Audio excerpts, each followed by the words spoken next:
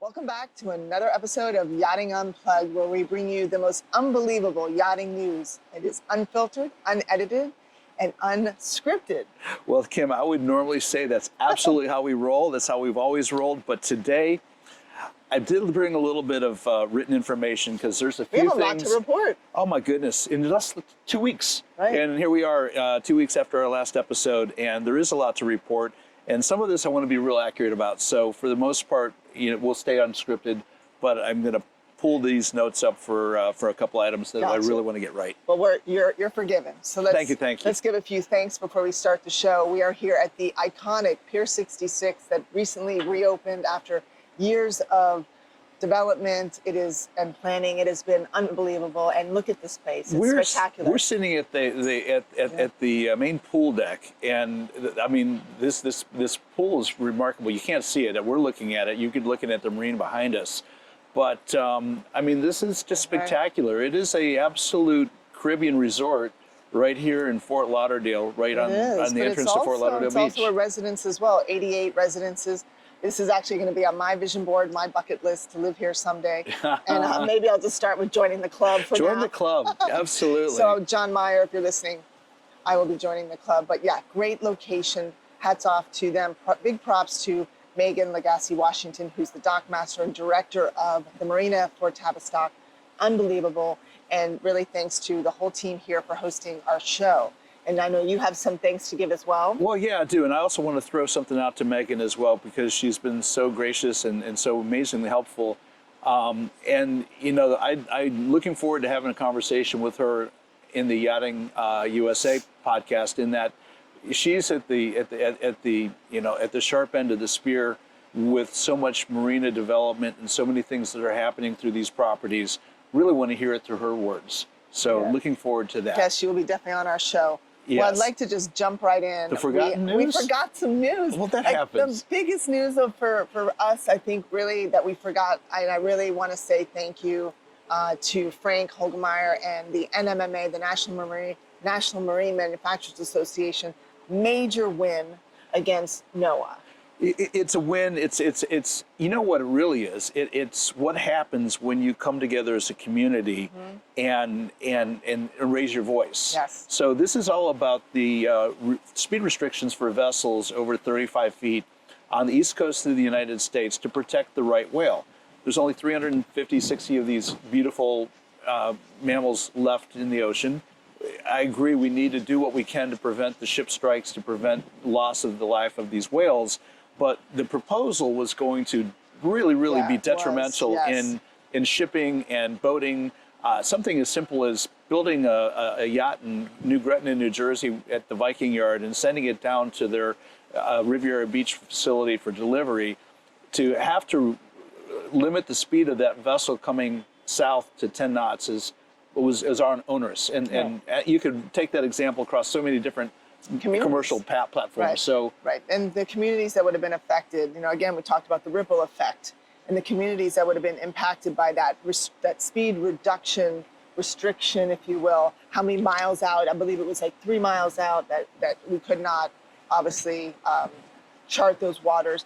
Major impact for our industry. But hats off to Frank and his team and everyone involved. I know I will be at next year's American Boating Council in Washington. I'm finally jumping in and getting involved. Bravo. And we all need to get involved. Yes, that's it. So in this case, 90,000 people got involved, sent letters in, and NOAA basically said, "Whoa, there's too much for us to process, so we can't move forward." Yeah. No, they did say that they could. So that's a lot of voices, and that's our industry. Our industry did that. Yeah. So they did leave the caveat that they could come back to this in the future.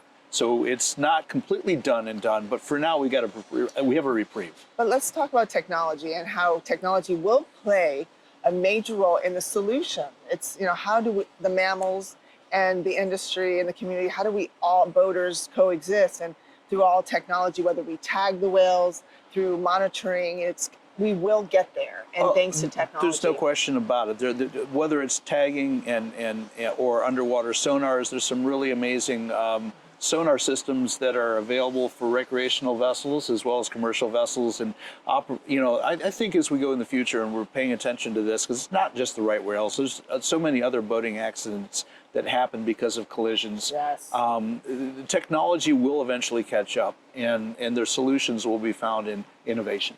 Well, let's talk about technology. Next year, I swear I'm going. I keep saying every single year I'm going to the Kim? CES show, the Consumer Electronics Show, which was in Vegas. I really wanted to go this year, but I need to stay home at the dealership. But Brunswick has really been the leader. As we all know, Brunswick is the largest marine retailer, an amazing company, leading by technology. David Folks, who is one of my mentors and a friend, has done an amazing job of owning the vertical, if you will. They have rolled out a new initiative, which encompasses their existing one, which is their ACES. So the ACES was the existing one they rolled out, I think, a few years ago, which is autonomy, connectivity, electrification, and sharing. Those are the key initiatives that Brunswick has going on, but they added a little bit of, what do you call it? Icing on their cake, and they rolled out their boating intelligence initiative, or their platform, which includes the ACES strategy. So I'm really excited to see where they take themselves in the industry. This sounds like something they're going to put out brand wide and hopefully influence the rest of the industry to follow the lead. Well, when we break it down, we've got, you've got autonomous driven cars. Why not, in the boat business? Yes. And we have many companies, including Brunswick, that are there. We have Brunswick with their product. We have C.AI, we have Abacus, so many companies that are pushing the envelope. I know there's a great collaboration right now between C.AI and IGY Marinas, and Bert Fowles is working on that, but some great things going on there. Right. So, electrification. Electrification. We talk about big that thing a about lot. that. Not for everybody, No, it's one of those things. But there's new technologies coming out that can take a conventionally powered vessel and add electric engines or electric motors for hybrid operation, or for points in time where you don't need to go fast and you want to go electric. Yeah. There's a whole business around fully electric vessels. I'll be speaking to a gentleman known as Electric Eddie Dennison, in the near future on one of my podcasts, where we're going to talk about that type of innovation and that type of integration in new vessel construction. So it's important. It's relevant. No, I couldn't agree more. And I actually took a time and rented a Vision Marine technology powered vessel. It was an electric pontoon boat. I went to Peanut Island in Palm Beach and rented one, and it was probably one of the slowest days on the water, but one of the most enjoyable. You know what? It was quiet. It was it wasn't efficient. It was like efficient, obviously fuel efficient, but it was so nice. It's not always the destination. Sometimes it's the voyage. No, I couldn't agree more. And then leading into the sharing model, Freedom is owned by Brunswick, and they have done a great job with that. There's Carefree Boat Club. There's a new up-and-coming yacht, if you will, ownership that's structured very similar to NetJets, and that is Primus Yachts. So there's a lot of players that are really capitalizing on the cost of ownership. If it's really out of your reach or affordability, there's other ways that you can enjoy the boating lifestyle. Yeah, bravo, for sure. Well, let's talk about 2024. It was a little interesting.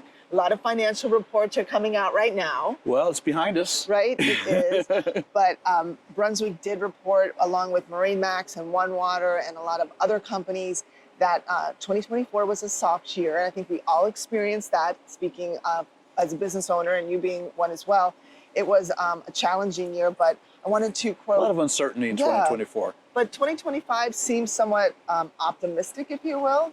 David Folks states, 2025 has the potential to be a year of steadily easing financial conditions. And while we enter the year with, this is the key word, cautious outlook, particularly in the first quarter, we have already launched many new products across the businesses that we remain extremely focused on delivering steady, free cash flow, resilient earnings per share, and driving really continued strong shareholder returns. And that's what it's all about. And so hats off to David and to his team at Brunswick, OneWater, MarineMax, and really all the companies. We're wishing everyone a solid 2025. Yeah. Oh, absolutely. I was just looking at MarineMax metrics for the first month of 2025, January, and it looks like they're up 14.1%.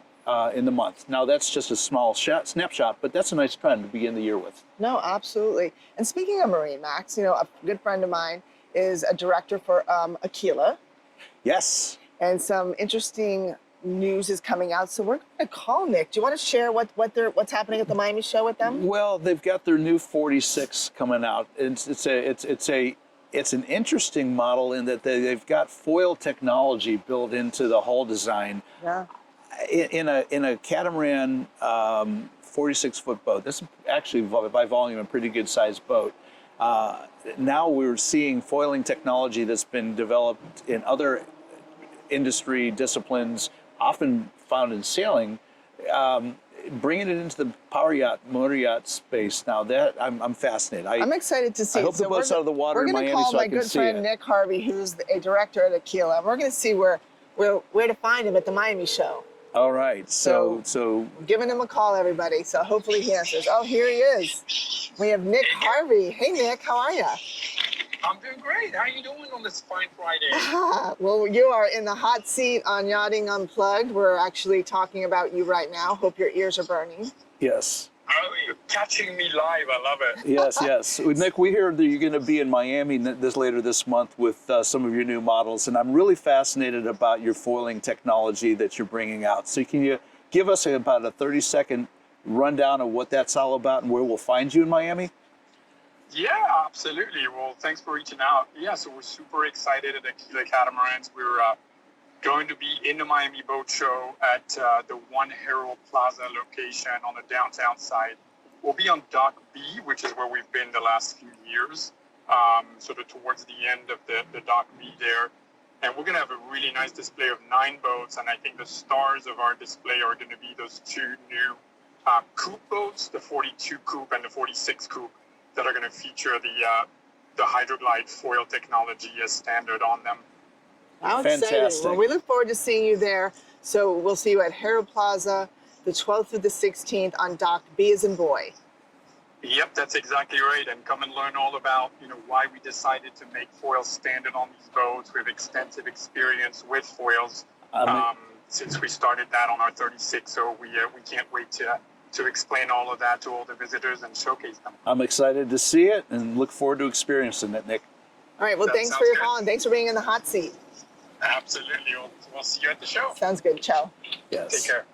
Yes, here we go, boat show season, and Yes. it's these new technologies, and there's it's something different, and I love the idea that we're progressing, and there's new things to see and experience. And there's also, besides the Aquila, you and I were talking about the 67-foot Scout.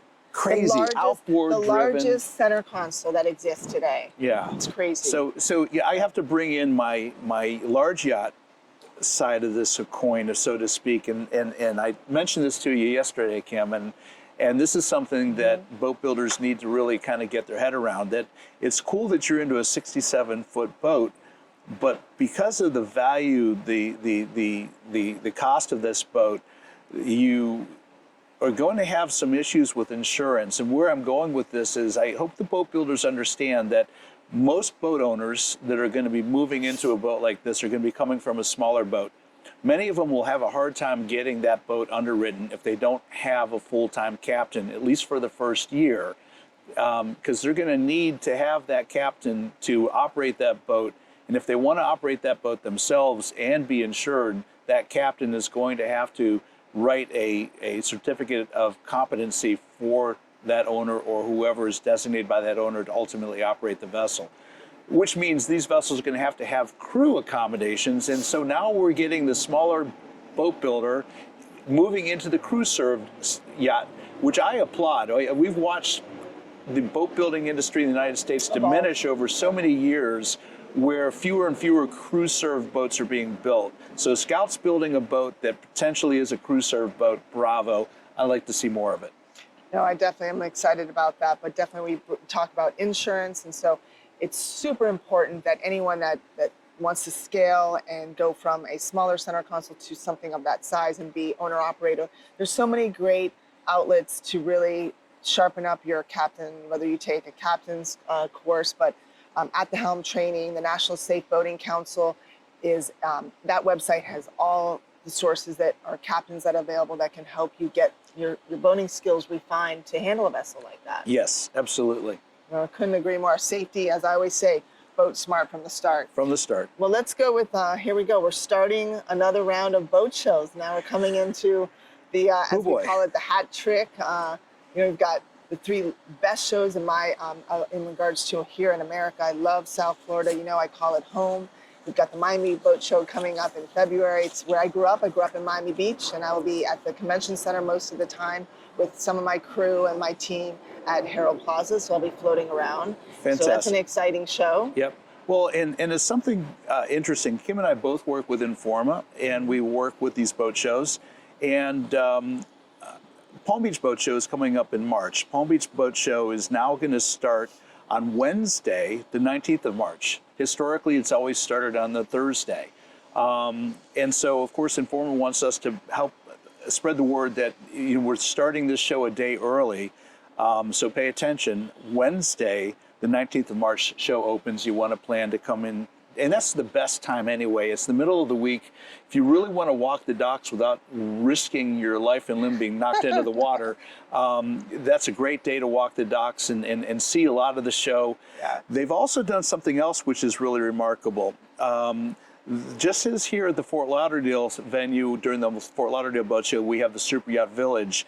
They now have what they're calling the Super Yacht Show, which is going to be at the Palm Harbor Marina, which is the very north end of the show venue. They're dedicating that area for high net worth lifestyle experiences. Yeah, helicopters and high-end vehicles and submarines and large yachts. So some of the largest yachts are going to be found on the north end of the show, and the venue there is going to be focused on the large yacht industry. It's going to be a nice, I don't want to call it a complete segregation, but it's if you're interested in the large yacht industry and lifestyle elements that are found in that part of the industry, you want to go to the north end of the show, to the Palm Harbor Marina section, and see the Super Yacht Show element of the Palm Beach International Boat Show. It's an up and coming show, and it really is. A lot of exhibitors and guests are really flocking to that show.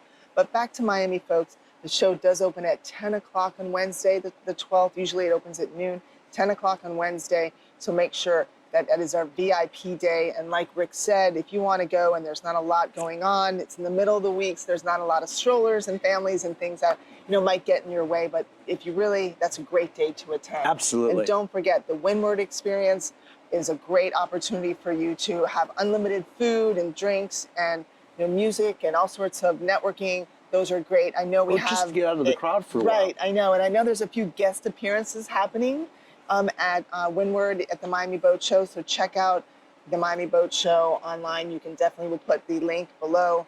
Yeah. Definitely want to see us there. Yeah. And I'm excited. Yeah, It'll be a good show. Yeah, I think we're going to probably have to record a couple episodes at the Windward Experience just to kind of show it off a little bit. Yes. I point out to that element of the show, and they have that at both venues, Miami venue as well as the Palm Beach venue, and it's a value for the individual who really wants to spend quality time at these shows and be able to come and go or sit down quietly and contemplate some of the boats they've just looked at. No, it really it's is. It's So if you a add good up thing. the cost of a meal at a restaurant or wherever you go, whether you drink or don't drink, whatever it is, and all the desserts and food and everything involved, it really does make sense. You have the VIP treatment and you get into the show early. So although it might be a little bit high when you look at that price tag, if you break it down, and I'm a numbers girl, it really does make sense. And it's a great way for you to sit down, whether you're an owner representing yourself or you're with your broker. Great way for you to get some business done. No question about it. Yeah, no question about it. I actually was at, this week, I spoke with Megan Lagasse Washington here at Pier 66 and 2 other amazing women with Michelle Goldsmith. She was the moderator of the panel. I was at the Association of Marina Industries. I thought that was really great. I've never been to that show before. And What'd you think? I thought it was great. The marinas play a major role in the sustainability of our industry, and anyone that touches boating really needs to be at that show. It was a pleasure to speak on the panel. I'm extremely thankful to everyone that stopped me and said, I love what you're doing. I love, this show and my platform. And so if you haven't gone to one of these marina shows, I highly recommend it. Bravo, absolutely.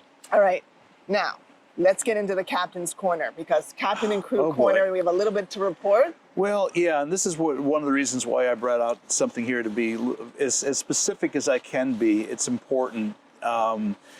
You know, we have a new administration that's come in, and you know, there's obviously immigration concerns. That seems to be the topic right now. There's an article that came out written by Doug Meyer and Chelsea Carter of the Yachting Industry News, titled "Attention to Crew." And the essence of what they're trying to say is, hey, you know, is Coast Guard changing direction? I mean, they just have, you know, dismissed the previous Commodore of the Coast Guard, Linda Fagan's out, and they've brought in Admiral Lundy to replace her. The rules haven't changed, but enforcement is changing. And to be clear, U.S. Coast Guard does not actually have any arrest powers or deportation powers when it comes to immigration.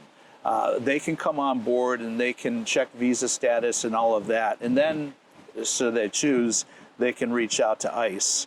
And so I think the cautionary tale that we want to pass along right now is that, yes, the focus is geared at illegal immigration.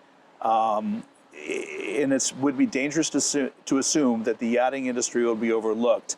And there has been some reports of CBP, which is Customs Border Protection, boarding yachts in Miami, yachts that are entering the port, or docking in the marinas and checking yacht crews' visas. But they've always done that. It's just that I think they're doing it probably with a little more focus right now.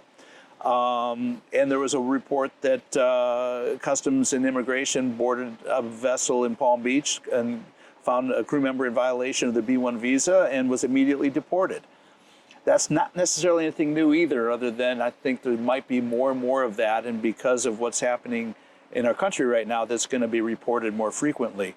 Your B-1 visa is how you can come into this country and legally work, and usually your B-1 visa, when you're stamped in with the name of the boat you're working on. And if you are stamped in with the name of the boat you're working on, it's really important that if you leave that boat, that you renew that visa and either renew it as a B-1 without a specific vessel, or if you found another gig, that you renew that visa with that new vessel. You have a 180-day window, right? You need to make sure the vessel's active and you're leaving and coming. It's when you get in violation of the B-1 visa, like you're walking the docks and you're soliciting work. Well, if you're caught soliciting work on a B-1 visa, particularly if you're stamped in on a B-1 visa that's specific to a specific yacht, that's in violation. They will deport you, and when they do, you're not able to come back to this country. And basically, you have to take the United States out of your itinerary if you're going to stay as crew. So that's a problem. Something else, I was talking to a dear friend of mine, Graham Lord, who's in this space. He and I are going to do a podcast next week together. And he mentioned that it's really important that crew pay attention to their social media. So true. Your social media is your It's like crumbs. It's your crumbs. It's your DNA. It's your footprint. And these agencies have full access to your social media. You do not have to grant them access. They will go there. They have access. And if they see that you've, for instance, one crew member bought a house, you can't set up a domicile on a B-1 visa. Another crew member basically had reported that she was, working on a boat coming and going. All of her social media showed her in Palm Beach for over 2 years without actually really leaving it for any substantive period of time. So those are the things that catch you up. Yeah. So just, be aware, be smart, and play by the rules best you can. I couldn't agree more. What great advice for the young kids or anyone in that part of our industry is that you got to wake up and you got to be present, but you also need to be responsible. It is an honor to be here in America, to be a citizen, to work here, and we all have to follow the rules. Yeah. And if everybody does, there's no problems. Right. Well, we've got so much, we've talked about so much. I want to also say it's been an exhausting week. For me, I've traveled a lot, but I really want to, we're talking about captain and crew corner, if you will, and we really Yes. wanted to give a shout out to that sector of our industry. Charters are ramping up.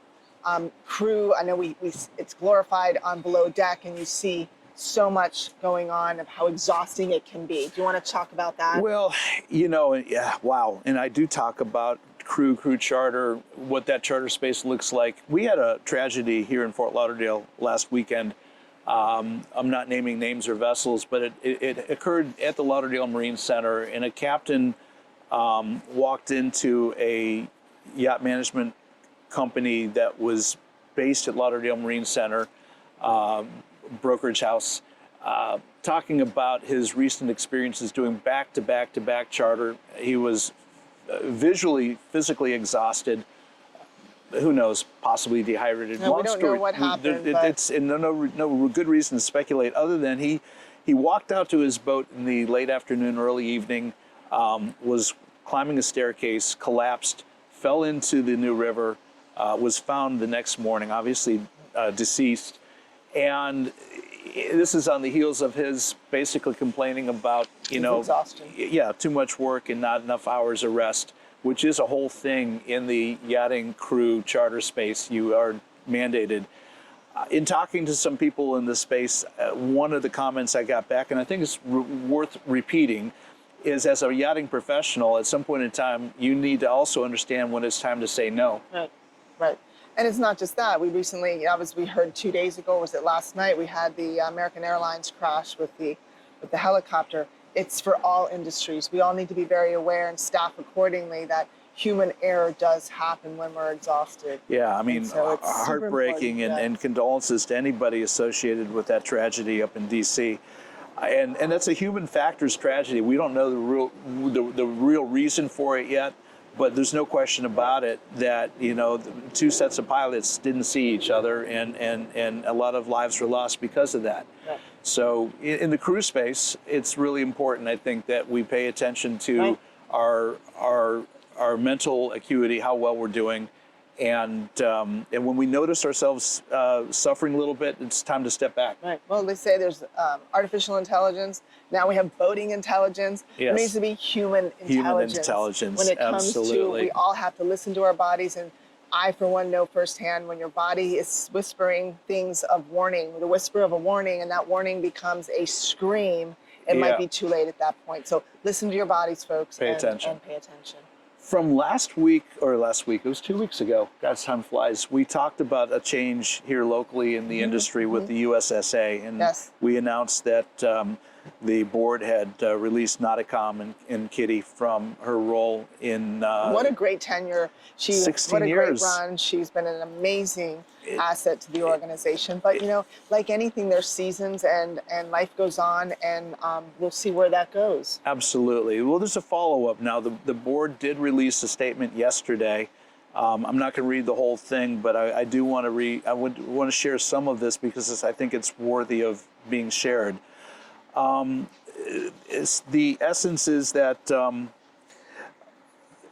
the board of directors of the U.S. Super Yacht Association has decided to move the organization in a new direction, and will therefore no longer be utilizing the association management services of Nauticom Communications, led by Kitty McGowan.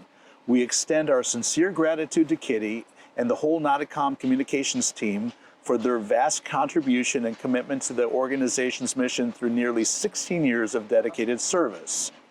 To ensure continuity during this transition period, and this is why I'm reading this word for word, I want to get this right. A transition executive director has been named and administrative support identified, with Frank Gurnett, who many of us know from LMC, on board as the transitional executive director. Additionally, to ensure continuity through this transition, the MIASF, the Marine Industries Association of South Florida, under the direct guidance of the USSA board, will temporarily support the association's daily management operations during a 90-day transition period. It is important to note that this does not imply, nor is it intended to, that there is any consolidation of the two associations, with each operating in their defined fields respective to the mission and industry. So, long story short, changing of the guard in the USSA, we do wish not a common Kitty, Julie, everybody. And we all know Frank. Who doesn't know Frank? You know, he's a great guy to come in and help take this transition through. And it's cool, I think, that the MIASF, Phil Purcell and Patience and everybody up and there. Lori Wheeler. We have Lori, who's traveling right now. I think she's on vacation. Yes, good for her. Is helping out in this transition. This is where industries come together collaboratively and good things happen. I couldn't agree. Well, speaking of good things, we're heading into February. We It's are. our favorite month. We have Valentine's Day, and we've got the boat show, and a lot of great things coming up. We But, do. Yeah, I We can't do. wait It's to see. exciting. The year is just flying by, but we do want to end the show and saying, if you do like what you see, please subscribe. Reach out to Rick or myself, and if there's any news that you need to share, please contact us. We'd be more than happy to bring it to our platform and to the world for that matter. Each of us have very large platforms, and we'd be glad to assist you in that matter. So, Absolutely. with that being said, have a Kim, great January, the last day. This is the last day. Everybody's watching this in February now. Fantastic. Thank you so much. Thank you so much. And like I said, always boat smart from the start. From the start. And it really is from the yacht level down. It's not just now your dad's center console, your center console. We need to go think really big and strategically. Big, big, big. And whether you live, work, or play on the water, just get on the water, because there's nothing better than this lifestyle. Who would rather be boating? Exactly. All right. All right. Well, great seeing you and everyone. Kim, and we you? look forward to seeing you on the next Yachting Unplugged. Have a great day. And I'm out of here. See you.